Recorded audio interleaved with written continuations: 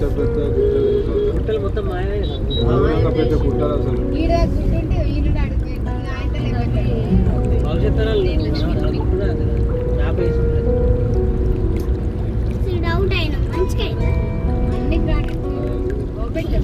granite తవ్వడం ఒక వ్యక్తి అయితే